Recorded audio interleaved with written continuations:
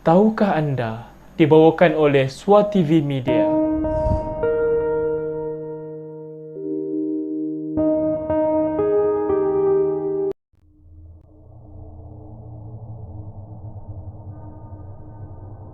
Dia pun pergi ke rumah Mona Fendi.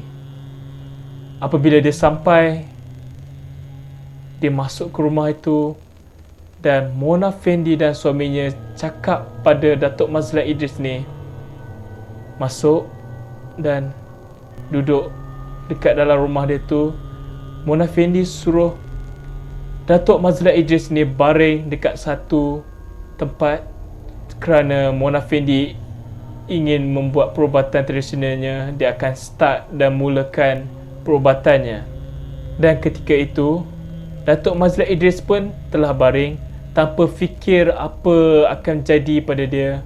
Dia tak fikir buruk ataupun yang negatif terhadap Mona Fendi ni. Dia hanya pergi untuk membuat rawatan untuk mendapatkan tuah dalam dunia politik dia.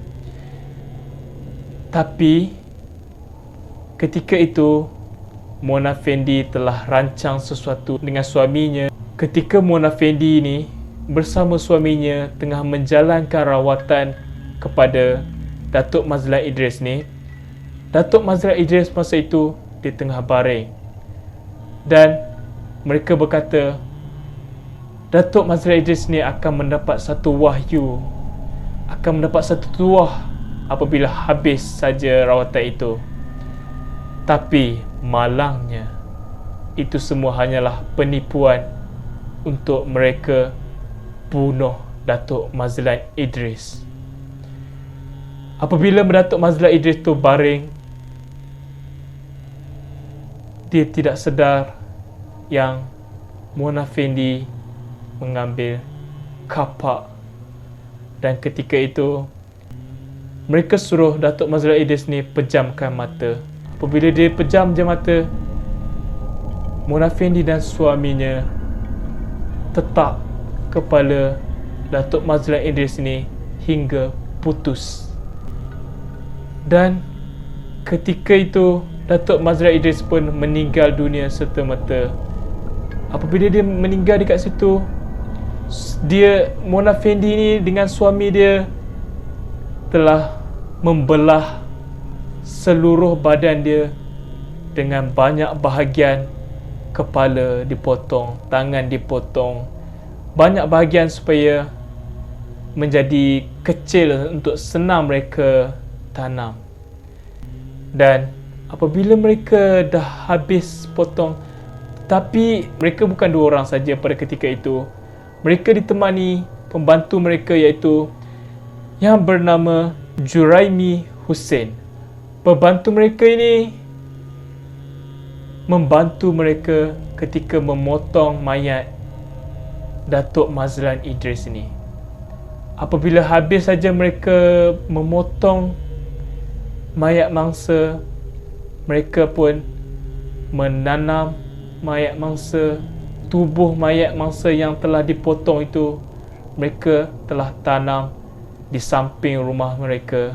Datuk Mazlan Idris ni sebelum dia meninggal ataupun mati pada ketika dibunuh itu, dia ada mengeluarkan wang sebanyak RM300,000 yang dicuri oleh Mona Fendi dan suaminya. Selepas beberapa hari kemudian, orang pun pelik mana hilangnya Datuk Mazlan Idris.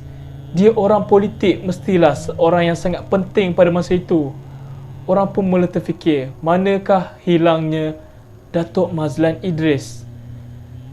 Dan hinggalah polis mengesyaki sesuatu yang tidak kena pada Mona Fendi ketika itu. Kerana selepas kes pembunuhan itu, Mona Fendi ini telah pergi shopping ataupun pergi membeli belah dengan duit dia yang sangat banyak yang diambil yang telah dicuri daripada Datuk Mazlan Idris itu yang sebanyak RM300,000. Polis pun pelik. Mona Fendi ni dia dah lah tak jadi penyanyi lagi kerana dia dah tak popular dan lagu dia pun dah jatuh carta semua. Tapi kenapa dia cepat sangat kaya, sedangkan dia hanya kerja dukun. Ketika itu polis dah syak sesuatu. Ada yang tak kena. Kerana Mona Fendi ni juga ketika dia pergi membeli tu, duit dia dengan RM300,000 pada masa itu sangatlah banyak. Dia membeli kereta mewah-mewah, dah beli barangan yang mewah. Tapi polis tak syak pasal itu. Polis dapat syak sesuatu yang pelik apabila polis dapat tangkap pembantu Mona Fendi.